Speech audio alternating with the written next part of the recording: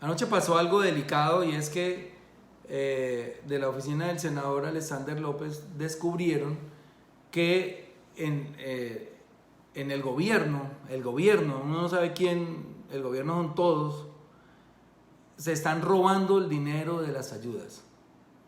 Así, directamente lo podemos decir, mucha gente entró a las plataformas y se dieron cuenta que anotando un número de cédula aparecían hasta 48 beneficiarios de auxilios del gobierno con ese dinero. A mí me parece que eso es una tristeza impresionante. Nosotros ya sabemos que este país es muy corrupto, tal vez el más corrupto de la tierra. Ya, digamos, a nivel de percepción lo han dicho otros investigadores en el mundo y grandes casas encuestadoras. Pero cuando alguien se roba el dinero de una carretera, no voy a decir que eso no es grave, ya aquí lo hacen cada rato. Casi ninguna mega obra en Colombia se ha terminado sin un acto de corrupción. Y ahorita les voy a leer los hechos de corrupción que hemos investigado a lo largo del tiempo. Pero digamos que cuando se roban el dinero de una carretera es grave, pero no es tan grave como cuando a uno se le roba el dinero a una persona pobre, a una persona necesitada. Y ese es el caso de lo que está sucediendo hoy. El dinero que destinó el gobierno para las ayudas es un dinero que pagamos todos. Eso no es un regalo del payaso que aparece todos los días a las 5 de la tarde o 6 de la tarde como si fuera un reality show, a sonreír, a poner a los comentaristas de fútbol a transmitir el gol que le vamos a meter al coronavirus. No, ese es dinero nuestro, de nuestros impuestos. Bueno, digo los que pagamos impuestos porque ellos tampoco pagan impuestos. Ese es dinero de los que pagamos impuestos. Ustedes que consumen, que se toman una gaseosa, que se toman una cerveza, que compran un desodorante, etcétera, ustedes pagan impuestos porque el IVA está soportando más del 70% de los ingresos de la nación. Es decir, que el grueso de los impuestos lo soporta es el IVA, el impuesto del valor agregado, que es el impuesto a las ventas, que tiene casi todos los productos, menos algunos productos de la canasta familiar. Y eso porque ustedes ya saben, dimos una pelea muy dura en el Senado el año pasado para que no le impusieran impuestos y gravámenes a la canasta familiar, porque ellos llegaron de una a ponerle impuestos a la canasta familiar. ¿Por qué? Porque necesitaban robar. Entonces, de lo que quiero hablarles hoy es de la corrupción. Estos bandidos están robando todo hace muchos años. Esto no es de hoy, ni de ayer, ni de antier, ni de hace una década. Cuando aparecen las tragedias, los corruptos se frotan las manos, se vuelven muy felices. Es más, creo que dentro de su ignorancia son capaces de agradecerle a Dios por esas tragedias. Así como el sicario envolvía en la cacha de su pistola o envuelve el escapulario de la Virgen para pedirle que por favor le ayude a que le vaya bien en ese trabajo y el asesinato le salga bien, los corruptos agradecen a Dios que haya tragedias. ¿Por qué? Porque pueden contratar directamente, esto es sin licitación. Entonces decretan la emergencia, en este caso la emergencia económica, y con las emergencias económicas, entonces lo que hacen es contratar directamente billones de pesos. La ley 80 impide que la gente que pueda contratar directamente cuando hay unos ciertos montos, incluso muchísimo más pequeños. Pues bueno, están contratando directamente y ustedes vieron ya el festín que están haciendo gobernadores y alcaldes en todo el país, generosos, regalando mercados, y aparecen ahí, la gobernación de Atlántico va a regalar 21,000 mercados, fulano y tal, vamos a dar 5,000 mercados, y esos salen y hacen campaña con los mercados. Pero primero, la plata es de ustedes. Segundo, están sobrefacturando, porque ustedes ya lo vieron y los que viven en Colombia lo saben, una lata de atún no vale más de 5,000 pesos. Pues ahí ustedes ya ven en internet todas las facturas con latas de atún a 21,000, a 19,000 y a 20,000 pesos. Una lata de atún. Una libra de arroz que vale 3,000 pesos la están facturando en 5,900, es al doble. ¿Y cómo se explican ustedes que si uno compra un mercado en cantidades, por citar solamente los 21,000 mercados, que está entregando la gobernación de Antioquia, de Atlántico, en vez de los precios bajar por ser cantidad, por ser volumen, suben, pero no suben 10% ni 20%, no, suben 500%, 1000%, 4000%, como pasa con el atún. Estos son unos degenerados, bandidos, sin alma, sin escrúpulos. Yo les digo ratas cada rato porque es que no merecen otro calificativo. Son unas ratas desalmadas, inmisericordes, que no merecen ni siquiera el infierno. Es que deberían irse al limbo. No merecen ni el infierno, ni las llamas del infierno. Porque con ese dinero que cogen a manos llenas, pues educan a sus hijos en Harvard y en Europa para que vengan después a gobernarnos y les enseñan a robar. Porque aquí hemos visto que de generación en generación los delfines van adoptando siempre las mismas mañas de sus padres y todos aprenden a robar y se vuelven clanes familiares, y en la costa se ve mucho eso, y en las regiones de Colombia se ven esos clanes familiares donde el tío roba, el abuelo era ladrón, el hijo es ladrón y ahora es gobernador, y ahora el nieto es alcalde, pero todos los demás estuvieron en la cárcel y son familias completas de ladrones que nos tienen azotados a este país. Y obviamente pues ya uno con ponerse bravo pues no saca nada. Hicimos marchas, tampoco pasó nada, algunas veces salió mucha gente, otras veces no salió ninguno.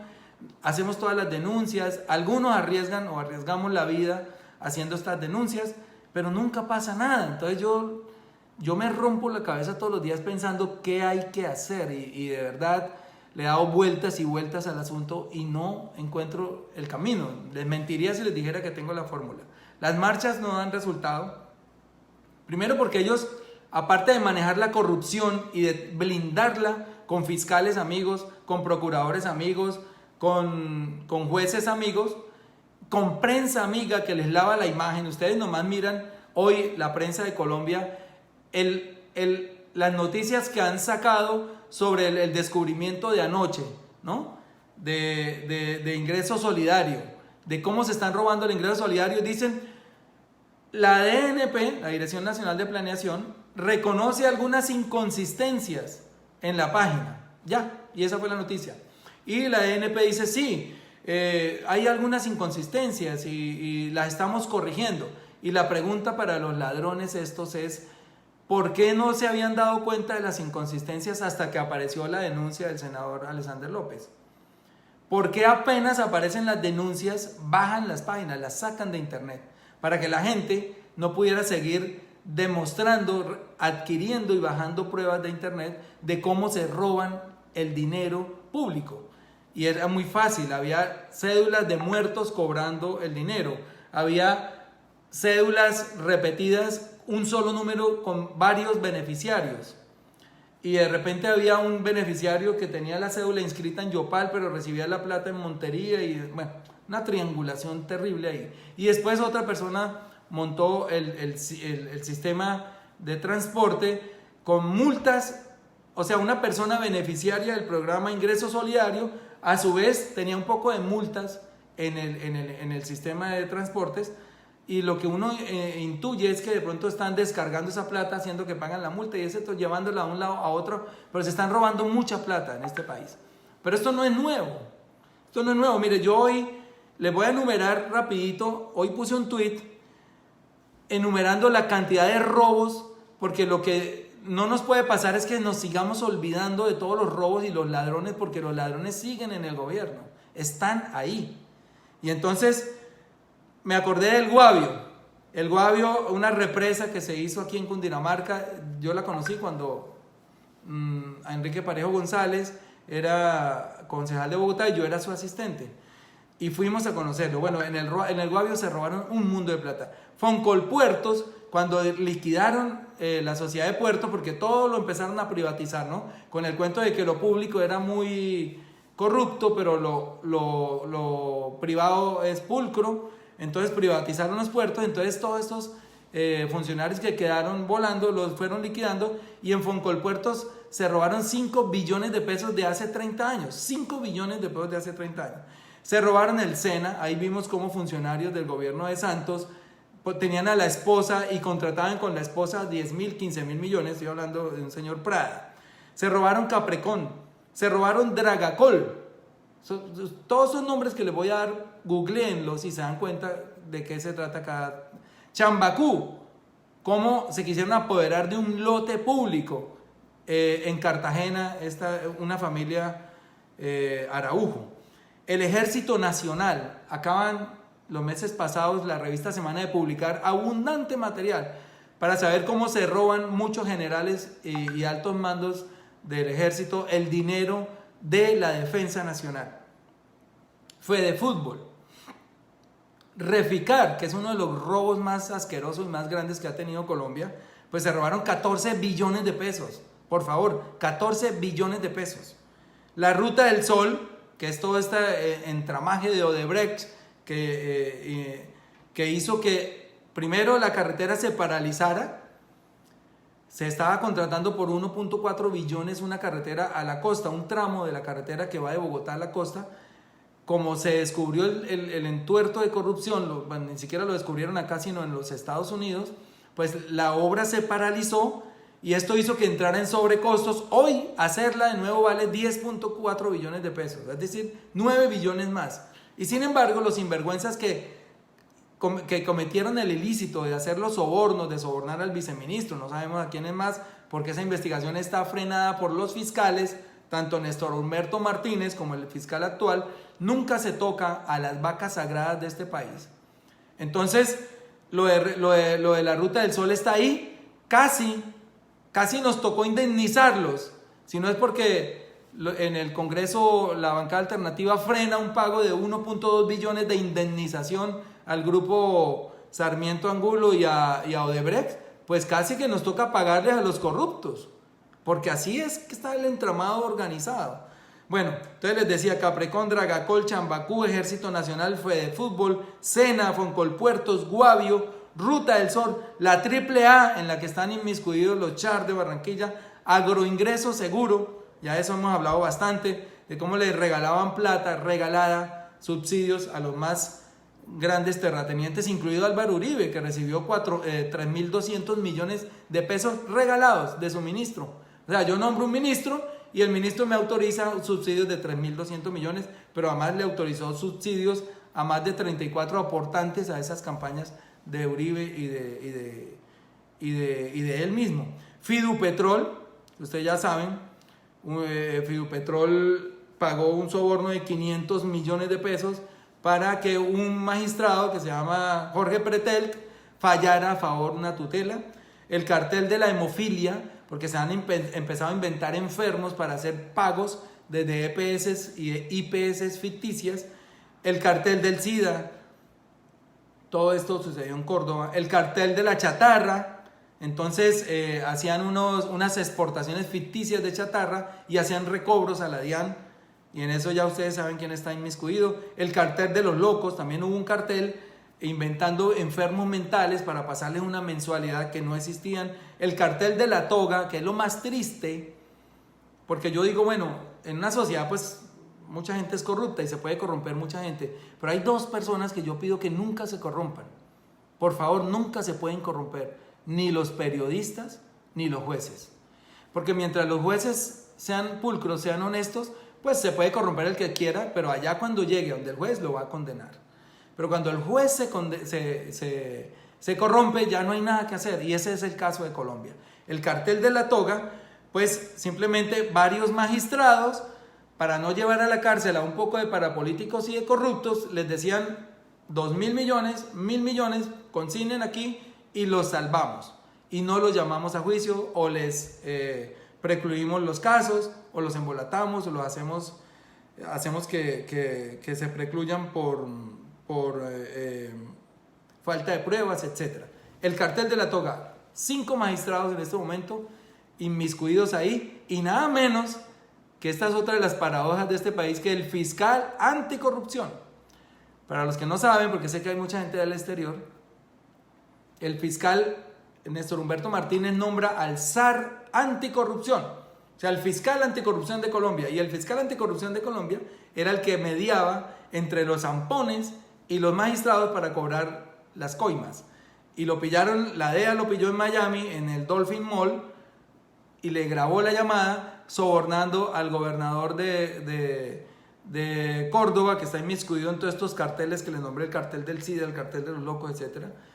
Y lo grabó y lo llevaron a la cárcel. Está preso en Estados Unidos. El fiscal anticorrupción de Colombia, que se supone debería ser una lumbrera ética, un faro moral, etc., pues era más corrupto que cualquiera. ¿Pero qué lo nombraron? Porque les iba a ayudar a robar.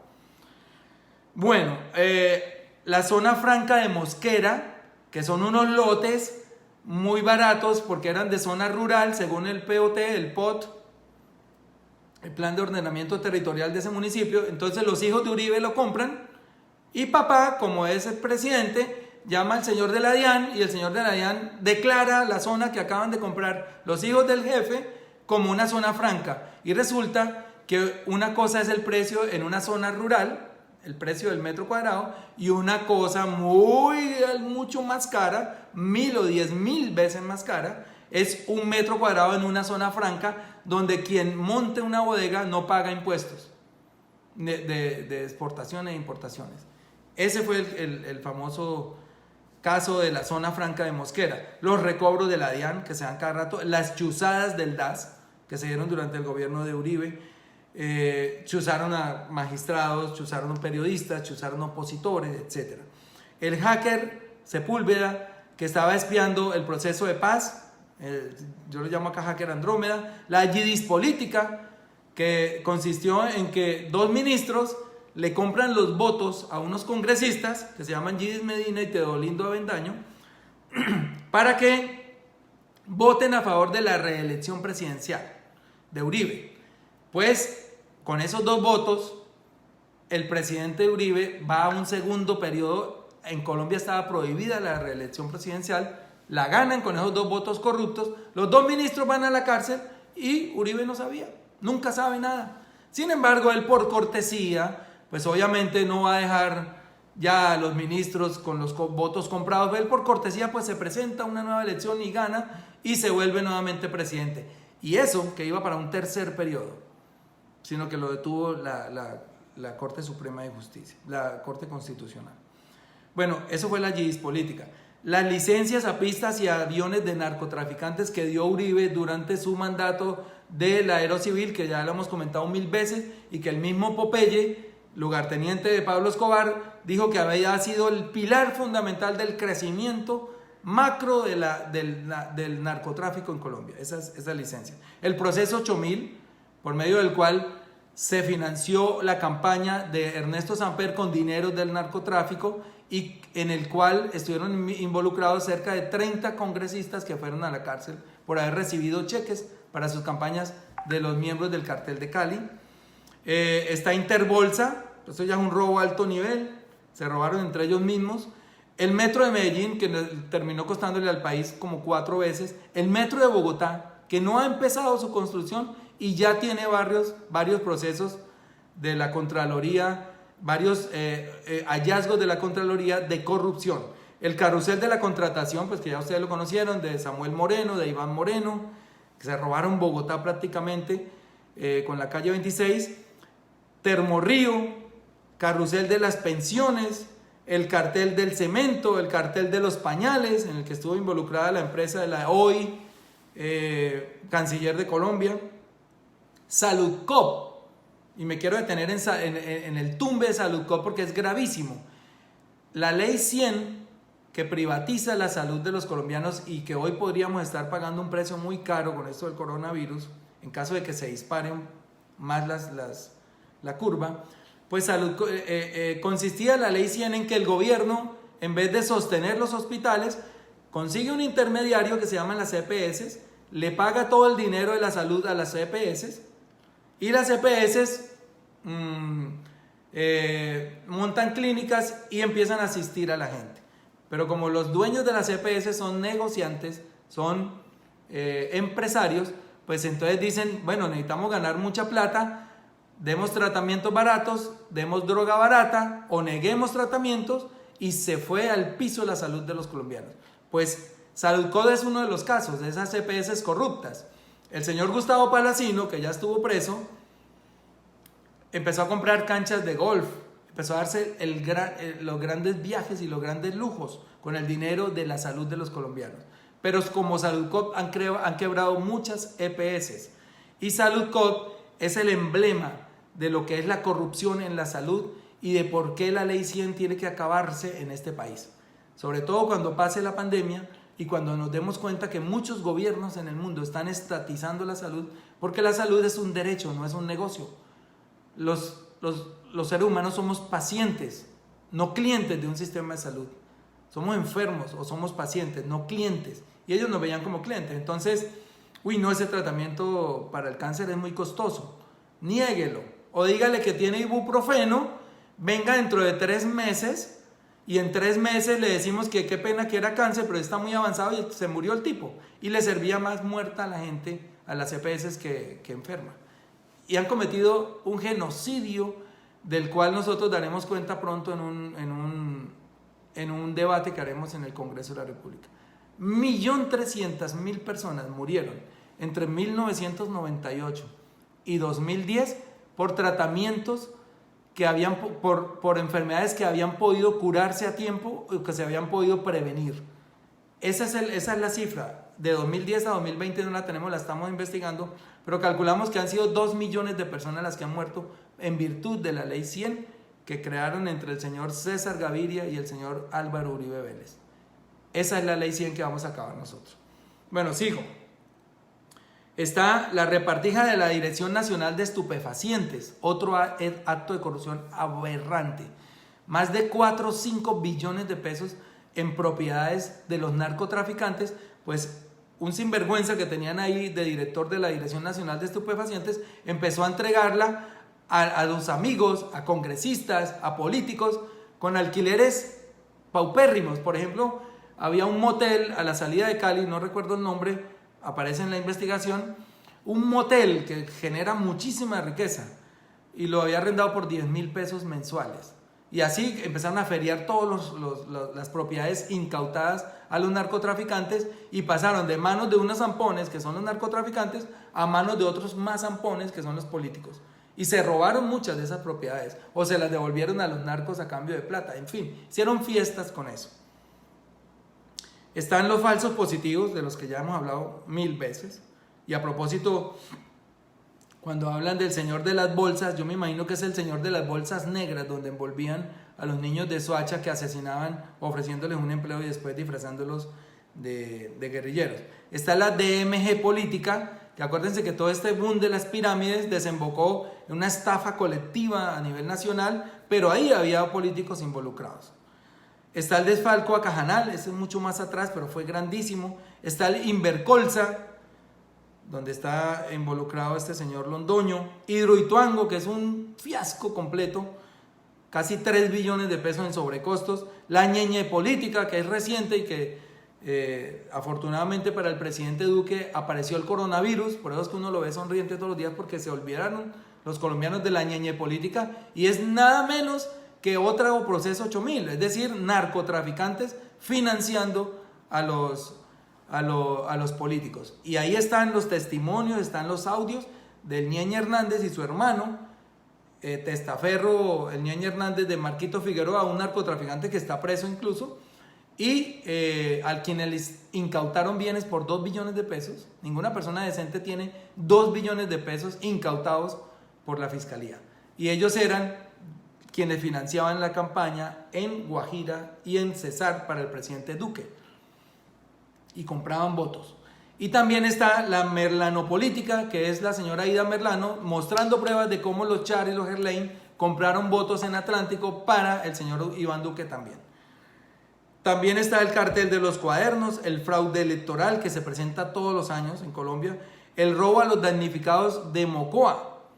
A los damnificados los han robado toda la vida. Apenas aparecen estas emergencias, ya lo dije al comienzo, pues enseguida decretan la emergencia y empiezan a recibir ayudas y se las comen y se las roban. Han robado a los damnificados del eje cafetero por el terremoto, a los damnificados de Armero, a los damnificados por las inundaciones de 2012. Está la estafa Colpensiones, los Juegos Nacionales de Ibagué, que el alcalde de turno, que incluso fue preso, no terminó los escenarios porque se comieron la plata. Está el robo a los recursos de la paz. Aquí hubo varios países que donaron dinero para la implementación de la paz y esos recursos se los estaban robando también. Bueno, están los baldíos que están cayendo en manos de los grandes portentados de este país, baldíos en la Amazonía y en Guainía, que por ley solo podrían pertenecer a una familia, pues muchas familias aparecieron vendiéndole a una sola persona y hoy ese señor tiene 13.000 hectáreas de baldíos y los baldíos de la nación eran para los campesinos, para hacer la reforma agraria que tanto hemos hablado.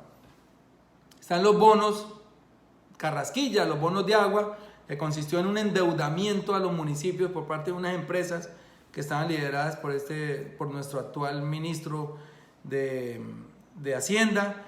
Estaban los volardos de Peñalosa, bueno, y de Peñalosa una cantidad de cosas. El robo a la Universidad Distrital, que es reciente.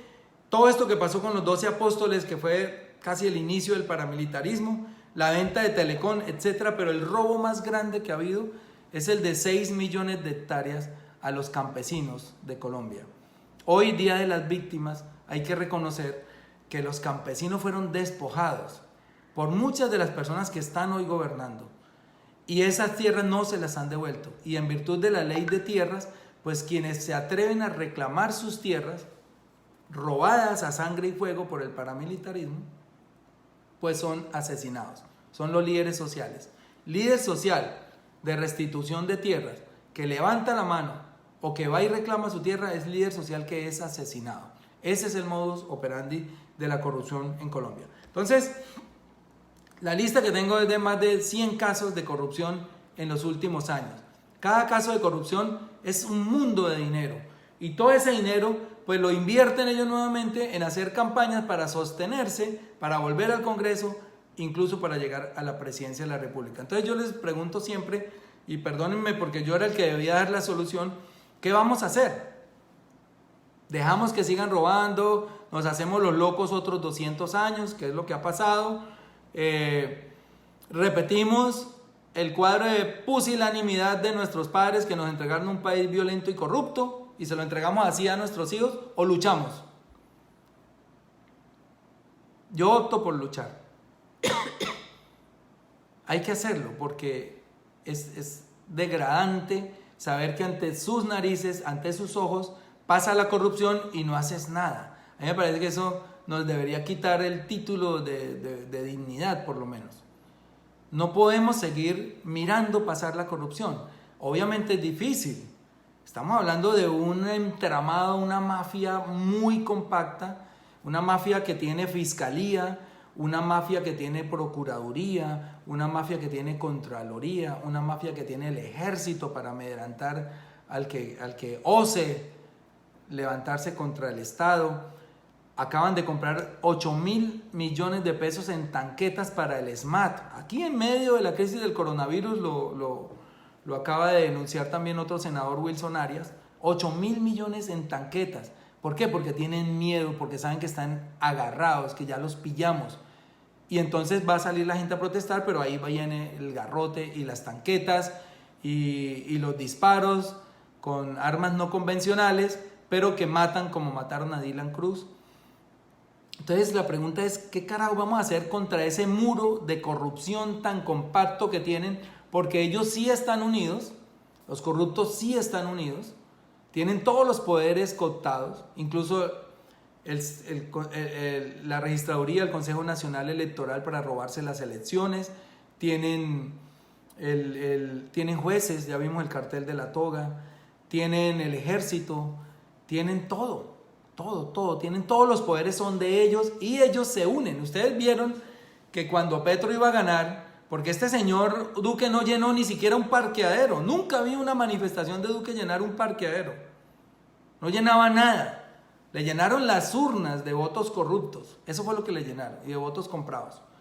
Pero cuando Petro ya iba a ganar, ustedes vieron que enseguida todos los partidos, incluido el Partido Liberal, que eso sí me dio mucha tristeza porque yo milité en el Partido Liberal, el señor César Gaviria, el señor Pastrana, el señor Uribe, que se habían odiado los años anteriores y se habían dicho hasta mico, terminaron unidos en la misma campaña. porque ellos saben que todo esto que estamos diciendo es verdad, que todos estos 100 actos de corrupción, por no nombrar 1000, ellos están inmersos, inmiscuidos en cada peso que se han robado. No nombré ahí todo lo que se robaron en el Cerrejón, en la venta del Cerrejón 2 veces. Todos estos expresidentes y todos estos políticos se unen al final porque para ellos lo más importante es mantener esa unidad, porque es la que les garantiza la impunidad. Sin impunidad no son nada. Y un tipo como Gustavo Petro o un tipo con pantalones como, no sé, bueno, no voy a empezar a nombrarlos a todos, seguramente los manda a la cárcel. Y por eso es que se unen a difamarlo, se unen los medios de comunicación que comen de esta corrupción, porque los medios de comunicación pues reciben pautas millonarias, 2-3 billones en cada gobierno en pauta. Y obviamente pues como están comiendo del gobierno, pues no pueden hablar mal del gobierno.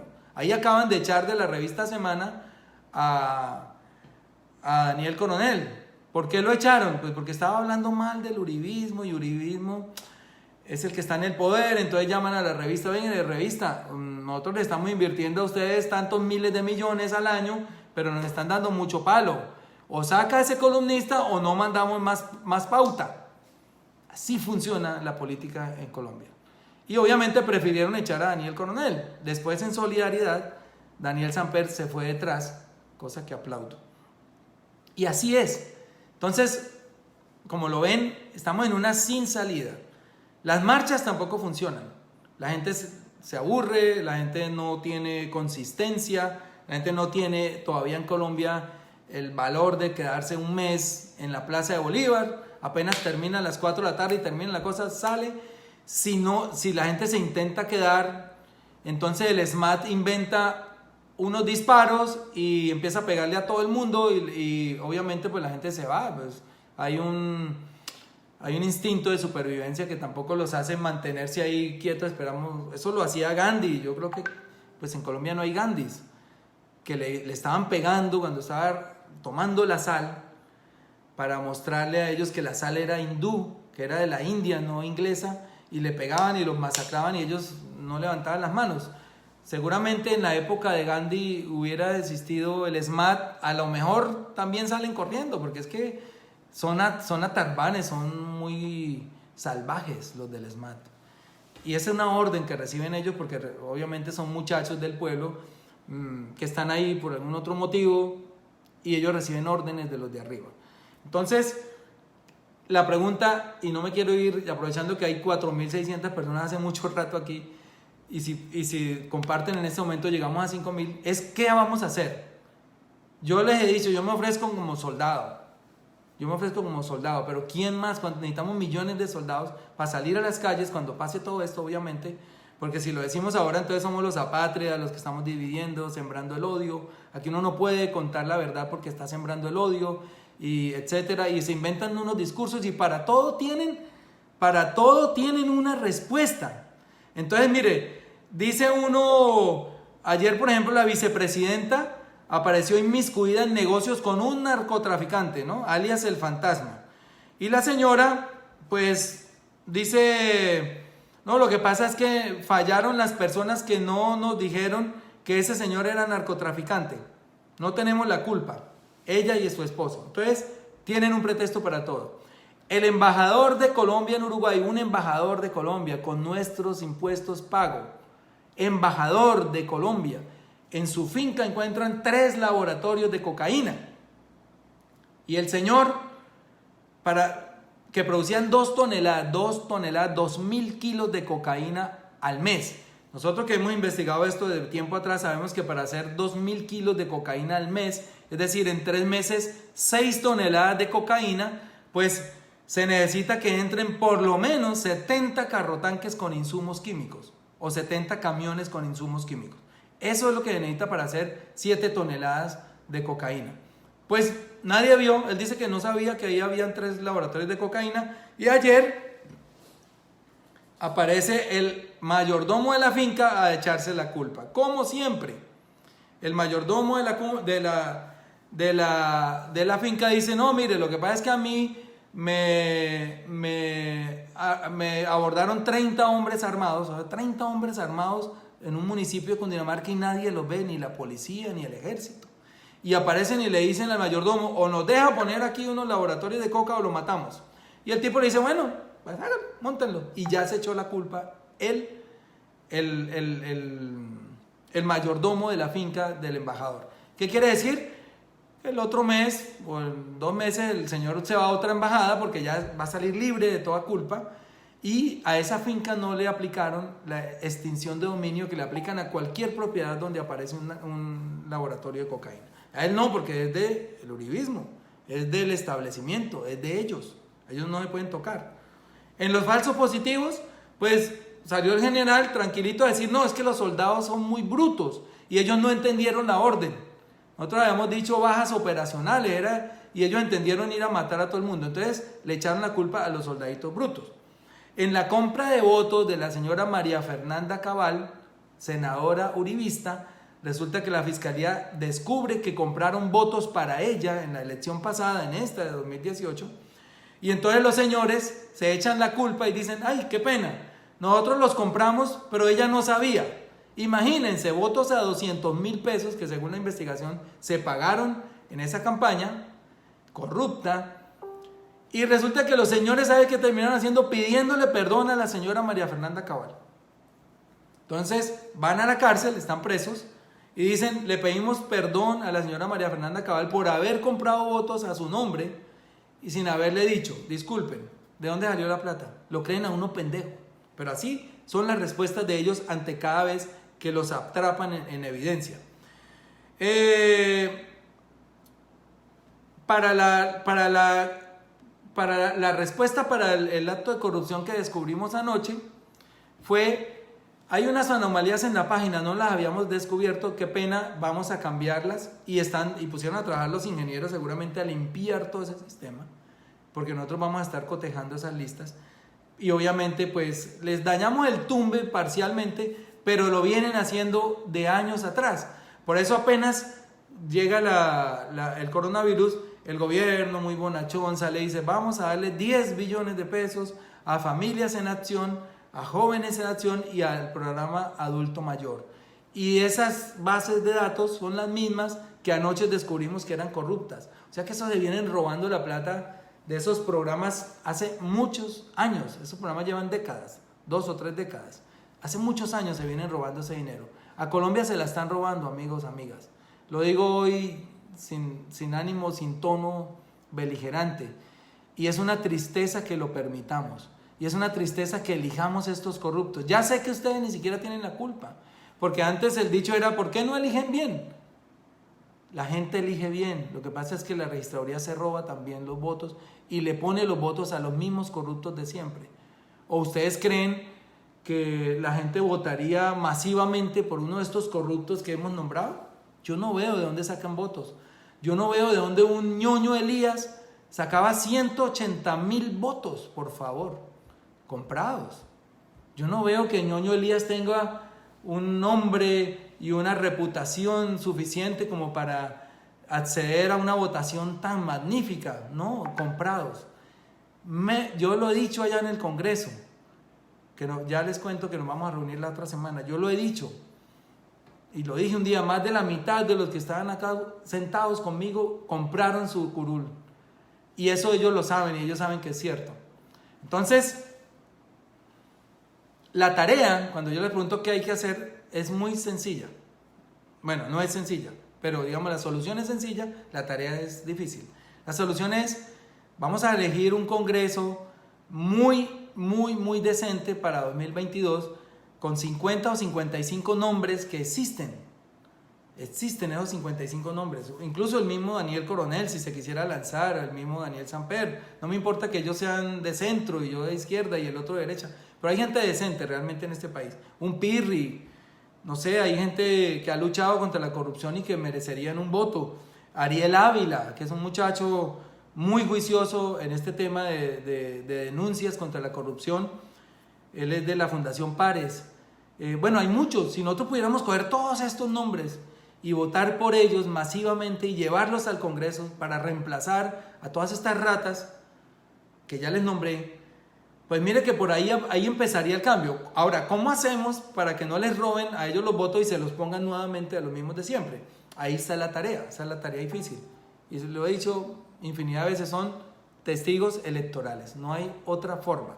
Y es organizarnos electoralmente de la manera que sea, pero unidos, así como se unen los zampones de este país para proteger su impunidad. ¿Cómo nos vamos a unir un día por fin nosotros y vamos a dejar todos esos resquemores, que no voto por él porque es que en 2010 me dijo feo, o porque tal cosa, que fue lo que pasó en la elección de 2018, cuando el señor Fajardo, el señor Robledo y el señor de la Calle se fueron a votar en blanco? Eso no puede volver a pasar nunca, eso no puede volver a pasar. Tenemos que llegar primero unidos, elegir un solo presidente, no tengo duda que lo podemos elegir, y elegir un Congreso decente. Y ahí ustedes van a ver el cambio de Colombia. Ahí van a ver ustedes el cambio de Colombia, se acordarán de mí. Si no hacemos esto, pues es esta tristeza que tenemos hoy de ver todos los días un acto de corrupción distinto, pues lo vamos a seguir viendo por muchos años y vamos a morir y nuestros hijos van a recibir esa corrupción y esa violencia que se genera a partir de la corrupción. Nunca vamos a tener paz tampoco, porque la madre de la violencia, la que engendra todos los problemas, es la corrupción.